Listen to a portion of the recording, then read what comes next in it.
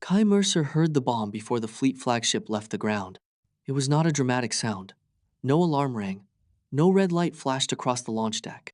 The bomb whispered beneath 3,000 tons of polished armor, hidden inside the deep mechanical breathing of the ship. Tick. Pause. Tick tick. Kai stopped beside the landing strut, with a diagnostic case in one hand and cold rain running down the back of his collar. Above him, the Argent Crown prepared to carry Commander Darius Voss, 12 ambassadors, and the future of the Border Alliance into the sky. The launch chief saw Kai hesitate and snapped his fingers. Omega, move the case and clear the deck. Kai did not move. Tick. Pause. Tick, tick. It came through the metal into the soles of his boots. Wrong rhythm. Too precise for cooling pipes. Too soft for a loose turbine pin. His father had taught him that every machine spoke B, for it failed. Most mechanics listened with instruments. Kai listened with his bones. Abort the launch, he said. The chief laughed. You are a third shift civilian with a temporary badge. There is an armed device in the port stabilizer. The laughter ended. Two military police officers turned toward him. On the elevated gangway, Commander Darius Voss stopped walking. Every recruitment poster in the capital showed the same face. Black hair, Q, T-short, a scar crossing one eyebrow, and the hard gold eyes of a dominant alpha who had never lost a ship under his command.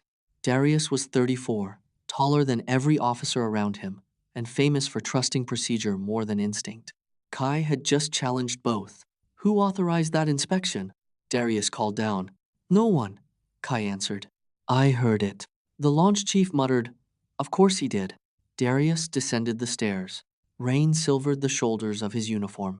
His scent reached Kai through the suppressant at his throat. Smoke and winter pine held under rigid control. You heard an armed device through the hole? Yes, Commander. Describe it. Kai set down the case and tapped the landing strut. Once, a pause, then twice. Mechanical timer. Old design. Shielded from scans because it uses a spring trigger instead of a signal. It is fixed behind the port stabilizer housing, probably near the trim fluid reservoir. Probably? If it were anywhere else, the rhythm would echo differently. The launch chief stepped forward. Commander, the Alliance delegation is already aboard. We ran 3 security scans. This mechanic has been reprimanded twice for unauthorized modifications. 3 times, Kai said. The second report was filed under the wrong badge number. Darius's mouth almost moved. Then, he removed his command key from his belt and pressed it into the launch paw. Nell. Full evacuation, he said. Sirens erupted across the deck. The chief stared at him. On the word of one civilian? Darius looked at Kai. On my responsibility. If he is wrong, the delay belongs to me. If he is right, the lives belong to him. For the first time in Kai's life, someone powerful made trust sound like a decision instead of a favor. The Argent Crown was emptied in 4 minutes. Bomb technicians arrived in 8. Their scans found nothing. The launch chief began smiling again. Kai asked for a manual wrench. No, the chief said. You have Embera. Cessed this command enough. Give it to him, Darius ordered. Kai crawled beneath the port stabilizer while the fleet watched from behind blast shields. He placed one ear against the housing. Tick, pause, tick tick.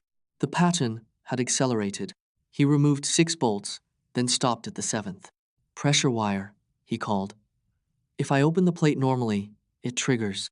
The lead technician frowned at his scanner. I still see no circuit. Because it isn't electrical. Hand me a clamp and a length of copper tubing. The technician hesitated. Darius brought the tools himself. Their hands met beneath the ship. Kai's fingers were stained with grease. Darius's were bare and steady. The Alpha did not tell him to hurry. Kai clamped the plate, slid the tubing around the spring arm, and turned the 7th bolt 1/4 rotation at a time. When the housing opened, everyone saw the brass clockwork day. Vice nested against the trim reservoir. A thin glass capsule of incendiary gel waited above the striker. The timer showed 11 seconds. Kai cut the spring. The ticking stopped. No one spoke. Darius reached into the housing, removed the dead device, and held it up where the launch chief could see. Arrest every person who signed the security clearance, he said. Then he looked at Kai. You are coming with me. Kai glanced toward the military pole. Ice. Is that an arrest? A job offer. Try not to look disappointed. Kai had spent 7 years being told that he was useful in the engine room and unsuitable everywhere else. He had been born in the ship-breaking district, where retired cruisers were dismantled by families who could hear value inside wreckage. His father, an Omega engineer, could diagnose a cracked reactor sleeve by placing 2 fingers against a pipe. The Fleet Academy called that superstition. Iraksek opted Kai on scholarship, used his designs in a competition, then expelled him after an Alpha cadet claimed Kai had stolen them. The cadet's father sat on the Fleet Procurement Council. Kai's evidence disappeared. Since then, Kai repaired civilian haulers at night and military auxiliary craft when supervisors needed talent they did not have to acknowledge. Darius acknowledged him publicly. That was more dangerous than attraction. The commander gave Kai a temporary office beside the flagship engine room. It contained a desk, 2 chairs, and a window overlooking the launch deck. Kai ignored all 3 and slept under the main turbine during his first night because the vibration changed whenever someone opened the sealed maintenance corridor. Darius found him at dawn. Is the floor comfortable? Kai opened one eye. No, but it is honest. The investigation team says the bomb used parts from 3 decommissioned ships. No serial numbers, no signal record. Whoever built it knew our scans. Kai sat up. Who benefits if the Alliance delegation dies aboard your flagship? Everyone who wants the border war to continue. That is too many people. Welcome to command. Darius handed him a cup of coffee. It was too sweet. Kai drank it anyway. They spent the next week inspecting the fleet from the inside out. Official technicians searched for more devices. Kai listened for absences, pumps that paused when they should cycle, coolant lines that carried the wrong echo, bearings that had been replaced so recently their silence felt suspicious. Darius followed him through ducts no commander had entered in years. He removed his formal jacket, rolled up his sleeves, and learned not to speak while Kai listened. On the 3rd night, Kai heard a flutter behind a navigation wall. They found a transmitter disguised as insulation. On the 5th, he noticed that a cargo lift cable sang half a note too low. Someone had weakened it to fail under the ambassadorial convoy. Discovery pointed toward a larger plan. The saboteur did not want one explosion. They wanted the fleet to appear unsafe, Darius to appear incompetent, and the border alliance to collapse. The officers resented Kai more with every success. At breakfast, Lieutenant Korin moved his chair away from Kai and sprayed neutralizer between them. The engine room is no place for an unscented civilian Omega, Korin said. No offense. Then your sentence, E has achieved something impressive, Kai replied. It is both incorrect and offensive. Several officers hid smiles. Korin's face reddened. You think the commander's protection makes you military? No. The fact that I keep preventing military funerals makes me busy. Darius entered before Korin could answer. He looked at the neutralizer can, then at the empty space around Kai. New seating order, he said. Mr. Mercer sits at my right during all operational meals. Any officer who objects may explain to the Alliance Council why personal prejudice matters more than fleet security. Kai waited until they were alone to confront him. I don't need you fighting every insult. I know. Then why do it? Darius leaned against the observation window. Stars moved beyond the glass, cold and endless. Because silence from a commander becomes policy, he said, and because I wanted to. Kai's suppressant had begun wearing thin after 18 hours of work. Warm citrus and engine oil edged into the air. Darius noticed, but did not step closer. You are tired, the Alpha said. That sounded almost human. I practice when no one is watching. Kai laughed. Ed. Darius looked startled, then pleased. The distance between them changed. The crew noticed before either man admitted it. During a routine inspection, a maintenance apprentice named Tomas locked himself inside a pressure tunnel after misreading a gauge. The boy was 19, a beta on his first voyage, and terrified that one mistake would end his career. Protocol required him to remain still until a rescue team arrived. The pressure seals, however, had begun cycling out of sequence. Kai heard the tunnel walls tightening. The inner door will buckle in 3 minutes, he said. The duty officer checked the panel. The system says 12. The system is measuring air pressure. The hinge is carrying vibration from the damaged seal. No one moved. Darius arrived and asked one question. What do you need? Manual control of the outer lock and someone strong enough to hold it against the pressure. Done. Darius braced the release lever with both hands while Kai crawled into the service recess. The metal screamed. Kai opened the inner panel, reached through a gap barely wider than his shoulder, and caught Tomas by the wrist. I ruined everything, the apprentice gasped. You read one bad gauge, Kai said. If one bad reading could ruin a fleet, none of these officers would be allowed near a ship. Darius made a strained sound that might have been laughter. Together, they pulled Tomas free seconds before the hinge folded inward. Afterward, the duty officer tried to file a disciplinary report. Darius tore it in half. File a maintenance failure? He said. Then file a commendation for the apprentice who reported his mistake before pride killed him. Tomas looked at Kai with wet eyes. Will you still let me work in engineering?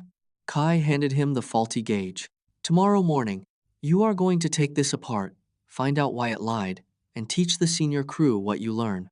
That night, Kai found a small metal token on his desk.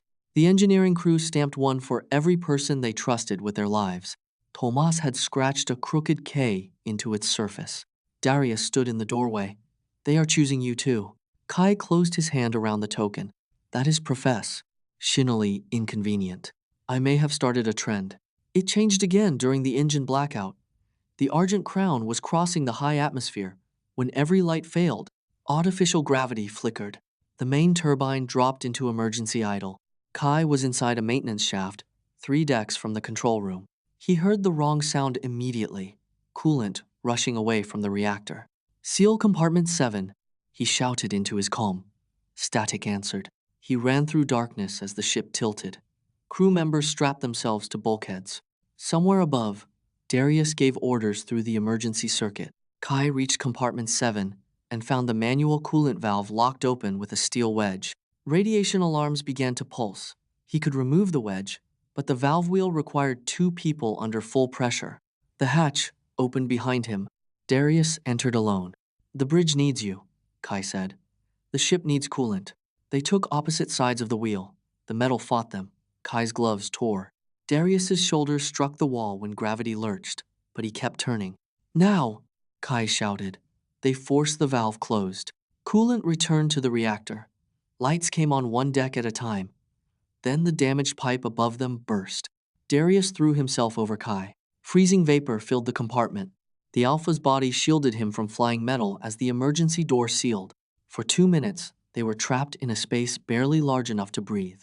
Darius's face was close to Kai's. His uniform had torn across one should. Blood dock in the sleeve. You are injured, Kai said. Observation confirmed. That was my line. Darius smiled through pain. Then I am learning. Kai pressed a hand over the wound. His scent escaped completely, bright with fear. Darius answered, not in command but in reassurance. Winter pine wrapping around warm citrus. You trusted me before anyone else, Kai whispered. You gave me 11 seconds to become worthy of it. The emergence. We team opened the door before either man said what waited behind those words. The investigation narrowed to Admiral Severin Rook, Darius's former mentor and the hero who had negotiated the first border ceasefire. Rook controlled decommissioned ship parts, security scan protocols, and the officers who had signed the launch clearance. Darius refused to believe it without proof. He pulled me from a burning shuttle when I was 19, he told Kai. He taught me command. Then he knows exactly how you think. And you think he built the bomb? I think heroes can become dependent on the wars that made them heroes. Darius looked away. The proof arrived in the form of a sound recording no ordinary microphone could interpret. Kai placed vibration sensors on the recovered devices. Each spring had microscopic tool marks, a rhythm created by the machine that wound it. He compared that rhythm with the maintenance equipment assigned to every shipyard. One machine matched. Rook's private nav, Al Museum. Darius scheduled an emergency command hearing. Kai was ordered to present the evidence before 12 admirals and the Alliance ambassadors. Rook arrived in full dress uniform, silver-haired and smiling. Commander Voss, he said warmly, I hear you have adopted a mechanic. Kai set the brass timer on the evidence table. I am not adopted. Of course not. Omegas from the Breaker District are very independent, until a powerful alpha give them a warm room. Darius's jaw tightened, but Kai touched 2 fingers to the table. Wait! Rook wanted anger. Kai gave him machinery. He played the vibration signatures for the council, showing the identical winding pattern. Rook dismissed it as coincidence. Then Kai revealed the copper dust trapped inside the bomb casing. The museum workshop used an antique alloy no active fleet yard possessed. Rook's smile faded. Interesting, he said. But perhaps Mr. Mercer planted it. He had access after discovering the device. A civilian with a grudge against the Academy. An Omega desperate for recognition. The doors opened. Lieutenant Corrin entered with 2 guards and a sealed archive box. Kai had not expected him. Corrin placed the box before Darius. Admiral Rook ordered my unit to replace security logs. I obeyed because he told me Commander Voss had compromised the fleet for personal reasso. Ends. I was wrong. The original orders are here. Rook turned toward the exits. Every exit locked. Darius rose. Admiral Severin Rook, you are under arrest for attempted mass murder, sabotage, and treason against the Alliance. Rook's composure shattered. You would take his word over mine? He demanded, pointing at Kai. A gutter Omega who listens to pipes? I built your career. Darius stepped around the table. You taught me that command is the act of choosing whose warning matters before certainty arrives, he said. Mr. Mercer warned me when everyone else preferred a schedule. He saved my ship, my crew, and the Alliance you tried to destroy. I do not take his word because he is an Omega. I take it because he has been right, brave, and honest every time it cost him something. He faced the council, and for the record, Mr. Mercer is not under my protection. He is my chief civilian engineer, appointed with full authority over fleet safety review. Anyone who reduces him to his designation answers to me. Kai's breath caught. Rook was taken away. The Alliance vote passed the next morning. Peace celebrations filled the capital, but Kai avoided them. He returned to the flagship engine room and sat beneath the same turbine where Darius had found him. The machine, hummed steadily now. No hidden flutter. No false silence. Darius joined him carrying 2 cups of coffee. Still too sweet? Kai asked. I reduced the sugar by 12%, a bold operational reform. They sat shoulder to shoulder against the warm metal. The Academy sent an apology, Darius said. They offered to restore your commission. I don't want the commission. Good. I already rejected it on your behalf. Kai stared at him. Darius held up one hand. That was a joke. I am practicing those too. Kai laughed, then grew quiet. Why chief engineer? Because you are the best engineer I have. That is not the whole answer. Darius set down his coffee. No, he said. The whole answer is professionally inconvenient. I have caused 3 security evacuations. I can survive inconvenience. The Alpha looked at him with the same unwavering attention he had given Kai on the launch deck. When you enter a room, I listen differently, Darius said. Not only to machines, to officers I ignored, to assumptions I inherited, to the part of myself that believed command required distance. I want you on every ship I lead. I want you at every table where someone thinks your voice is optional. And when there is no crisis, no fleet, and no one left to impress, I still want you beside me. Kai felt the old instinct to protect himself with sarcasm. He let it pass. You make terrible coffee, he said. I can improve. You sleep less than the engines, also correctable. Your officers think I am dangerous. Darius leaned closer. They are finally right about something. Kai kissed him. It was not a dramatic kiss. No alarm rang, no red light flashed. The flagship continued breathing around them, steady and alive.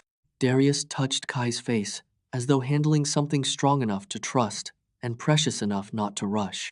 Months later, the fleet opened its first sensory diagnostics program. It recruited mechanics from ship-breaking districts, miners who heard fractures in stone, betas who recognized pressure changes by smell, and Omegas the old Academy had rejected for failing standardized tests. Kai refused to let the program be named after him. The engineers named the first training room 11 Seconds instead. At its opening, a young Omega student asked Commander Voss whether the famous story was true. Did Mr. Mercer really hear? Or a bomb no scanner could find? Darius looked across the room at Kai, who was arguing with an admiral about turbine tolerances. Yes, he said. And you trusted him immediately? Darius considered the question. No. Trust is not a feeling that arrives complete. It is a choice you make with the evidence you have and the courage you hope to deserve. I chose to stop one launch. He gave me reasons to keep choosing him. Kai glanced over, caught Darius watching, and tapped the table once, paused, then tapped twice. Their private signal. All clear.